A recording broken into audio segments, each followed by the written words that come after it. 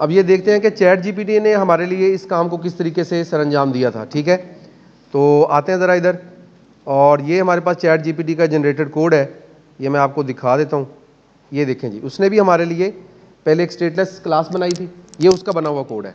ठीक है, फिर उसने एक स्टेटफुल क्लास बनाई। स्टेटलेस में उसने क्या किया देख लेते हैं। स्टेटलेस में उसने होम स्क्रीन से सीधा चला गया उधर, हम थोड़ा ज़्यादा काम करके उधर की दूसरी साइड पे गए, वो डायरेक्ट ही, क्योंकि उसे पहले ही आइडिया था, तो हम तो सीखने के चक्कर में काफ़ी देर बाद वहाँ पे गए।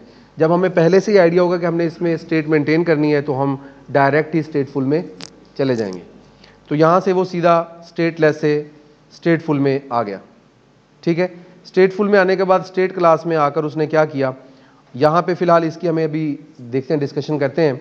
तो यहाँ पे ये देखें डाइस नंबर 1, उसने यहाँ पे ये वेरिएबल, हमने ग्लोबल लिया था, हमारा अपना लॉजिक था, हमारा लॉजिक था कि हम इसे किसी भी फंक्शन में यूज़ कर सके। उसने क्या किया, उसने कहीं भी यूज़ नहीं करना था, उसने वहीं यूज़ करना था, उसने उसी क्लास में उसको डिक्लेयर कर लिया। डिक्लेयर करने के बाद उसे वैल्यू 1 दे दी, इसलिए उसे वहाँ पे लेट का या इस तरह का कोई इशू फेस नहीं करना पड़ा। अब यहाँ पे इस मेथड को भी बाद में देखते हैं, डिस्पोज को भी बाद में देखते हैं।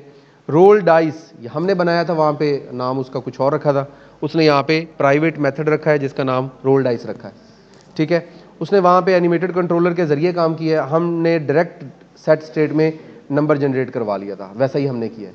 ठीक है, जब नंबर जनरेट हो गया सेट स्टेट में, हमने नीचे प्रिंट करवाया था, उसने प्रिंट नहीं करवाया।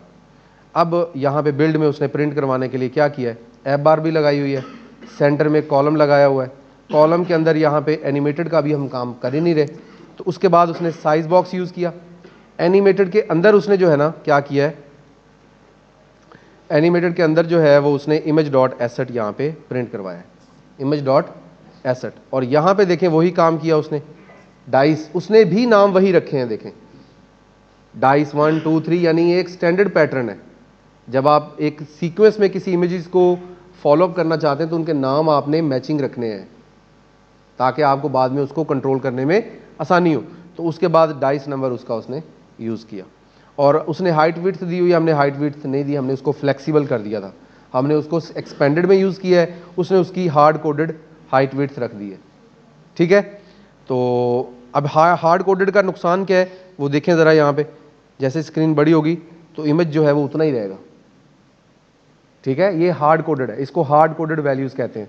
इसने हाइट विड्थ हार्ड कोड कर दी है कि फिक्स कर दी है, स्क्रीन बड़ी हो छोटी हो। अब उसका नुकसान ये है कि वो जो है वो इमेज पे कोई इफेक्ट नहीं पड़ रहा। मैं अगर आपको इसको थोड़ा इफेक्ट डाल के दिखाऊं इस पे, ये देखें, ये देखें, अब यहाँ पे जाके ये इशू दे रहा है, ये उसको नहीं पता चला।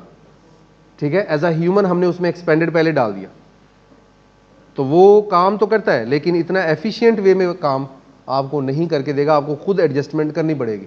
देखें यहाँ पे ये प्रॉब्लम आ रही है, जबकि हमारे विजेट में ये प्रॉब्लम नहीं आ रही थी, क्योंकि हमने उसे एक्सपेंडेड में सेव कर लिया था। तो ये इशू है इसमें। अब उसके बाद हमने इसने क्या किया, बस ये इमेज लगा के ये वाला हमने काम किया था चाइल्ड। ठीक है, इसने क्या किया, उसको एनिमेशन कंट्रोलर में ऐड कर दिया, और उसके बाद एलिवेटेड बटन हमारे जैसे जैसे हमने लगाया था वैसे लगा दिया। तो अब हमारा जो टारगेट रह गया वो सिर्फ इसमें एनिमेशन ऐड करना रह गया, कि एनिमेशन हमने किस तरह से ऐड करनी है अपने इस ऐप के अंदर। ठीक है जी, चलें चलते हैं उधर।